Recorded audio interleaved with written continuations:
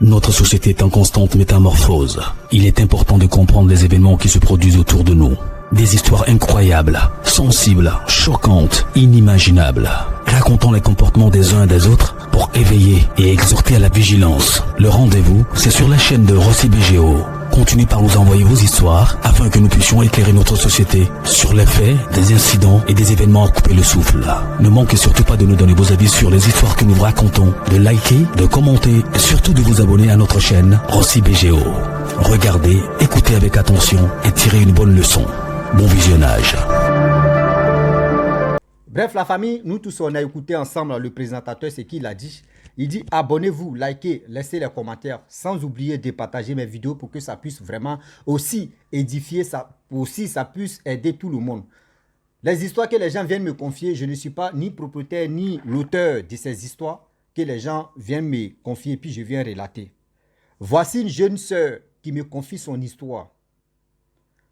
L'histoire vraiment attachée les ceintures. Où elle n'était pas connue jusqu'à elle est venue dans ce monde ici et elle a eu des enfants.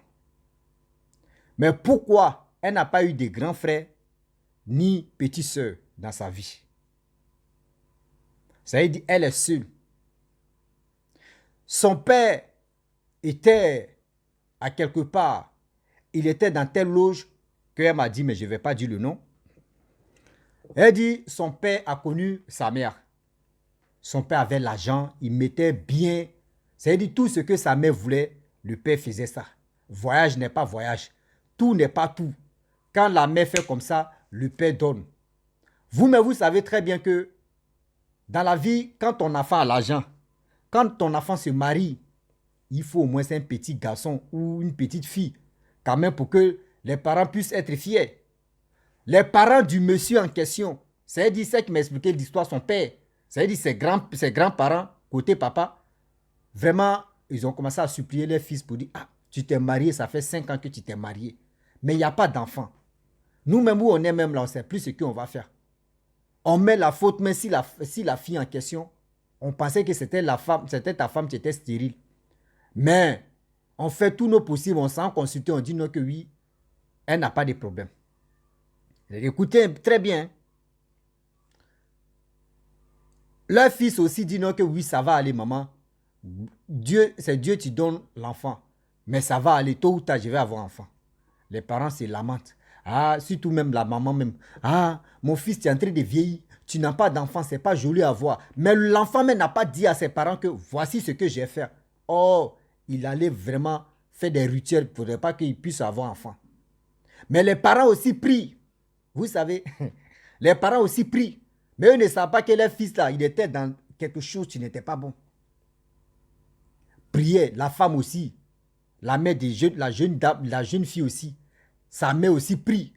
Prier n'est pas prier. Elle prie à la maison, elle veut enfant parce que franchement, son âge est en train de vraiment augmenter. Fait ceci.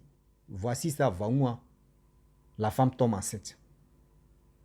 La femme tombe enceinte. Lorsqu'elle tombe enceinte, elle vient dire à son mari. Son mari, franchement, devant sa femme, il a fait semblant d'être heureux.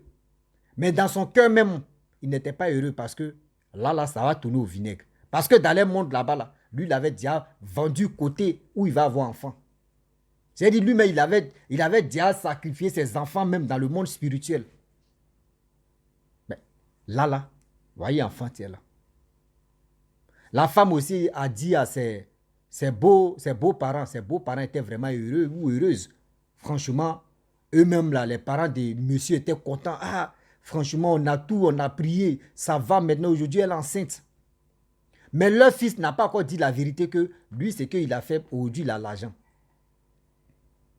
Et c'était comme ça. La femme, le jour d'accouchement, c'était un problème. Le jour d'accouchement, c'était un problème. On dit l'enfant veut venir, l'enfant rentre.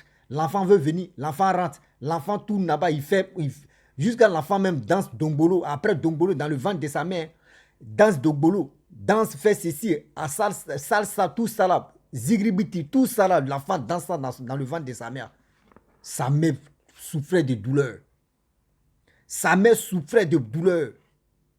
Mais le mari lui, il était au courant de tout ce qui s'est passé. Le mari était au courant de tout ce qui s'est passé. Mais il n'a pas dit à sa femme. Vous savez ce que Dieu fait bon. Les parents, surtout même le mari, ses parents ont prié. Ils sont venus à l'hôpital, commencé à prier, prier. L'autre aussi, ses parents sont venus en train de prier. Mais vous savez, deux familles qui s'affrontent dans prier. Voici l'enfant qui vient au monde. Lorsque l'enfant vient au monde, le père, lui, il a décidé de dire non que oui, lui, c'est en mission. Lui, il dit c'est un homme d'affaires. C'est dans la mission là, il est resté. Vous savez, dans la vie, quand tu perds ton mari, au moins s'il meurt brusquement, on cherche à comprendre qu'est-ce qui n'a pas marché et puis le mari est parti brusquement. Les gens ont fait des recherches. Ceux qui pouvaient partir à l'église sont allés à l'église. Ceux qui pouvaient partir consulter, ils sont allés consulter. Et c'est là, c'est sorti là-bas que, la jeune fille, surtout la fille qui est venue au monde, c'est-à-dire, son père avait déjà sacrifié cette fille-là. Son père avait déjà sacrifié, lui, ses enfants dans le monde spirituel. Mais, c'est vos prières, les prières de vos parents, et puis les prières de sa femme qui a fait qu'aujourd'hui, elle est tombée enceinte. Donc là, c'était comme l'échange. C'était comme l'échange. C'est pour cela, le mari n'est pas resté en vie. Et c'est là le calvaire de la jeune fille va commencer. La jeune fille, elle dit qu'elle avait 10 ans, elle faisait des rêves. Ce qu'elle voyait, les autres ne voyaient pas. À l'âge de 10 ans, ça a commencé. Ce qu'elle voit là, les autres ne voyaient pas ça. Elle peut être dans la maison comme ça, elle voit les cafards, elle voit les mouches, elle voit les souris, mais d'autres ne voient pas ça. C'est quand elle court derrière ça, elle tue maintenant qu'elle envoie, les gens voient ça. Elle sent l'odeur bizarre. Elle dit, mais il y a telle odeur qui sent ici, il y a telle odeur. Le gars dit, non, nous on ne sent pas. C'est quand elle cherche. Déjà, les gars voulaient vraiment l'initier dans leur monde là-bas pour prendre la place de son père. Elle ne savait pas. Mais Dieu merci, sa mère partait à l'église avec elle, un peu.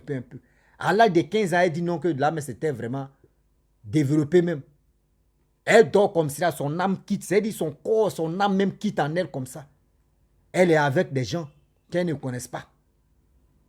Et on lui dit non que oui, ici là, tout ce que tu as vu ici, on dit plus ça à quelqu'un. Au début, elle acceptait, mais elle ne savait pas que oui, c'était genre comme on veut vraiment l'initier.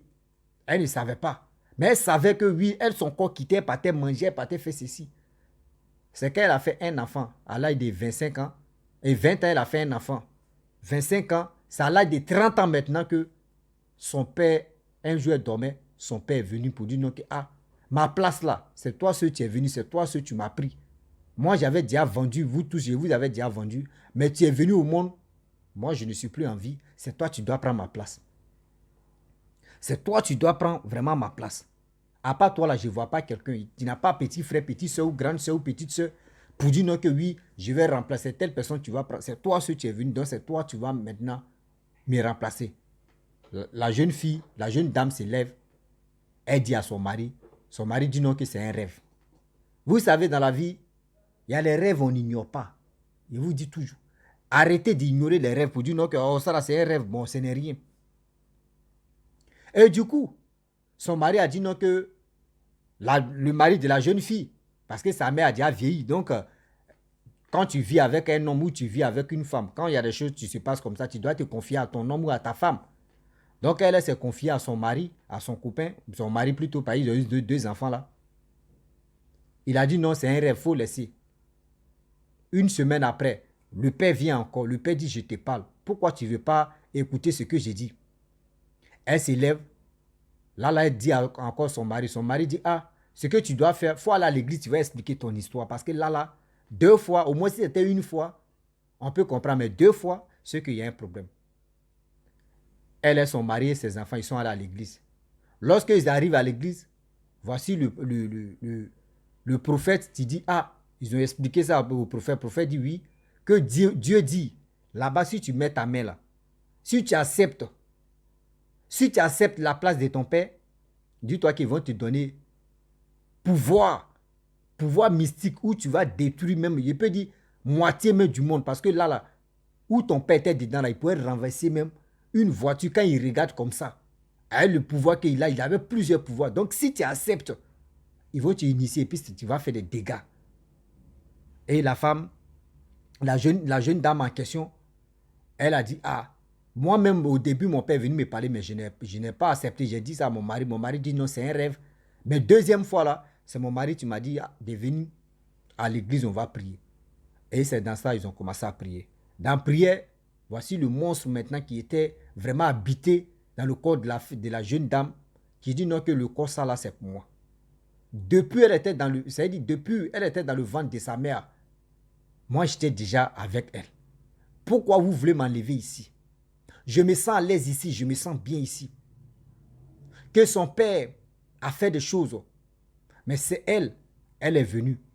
Donc je suis vraiment dans son corps. Laissez-moi tranquille. Elle dit non, tout ce que, il peut dire tout ce qui s'est passé là, excusez-moi, tout ce qui s'est passé là, Dieu merci que son copain a filmé. Son copain a tout, c'est-à-dire le père de ses enfants a tout filmé, tout ce qui s'est passé à l'église là-bas.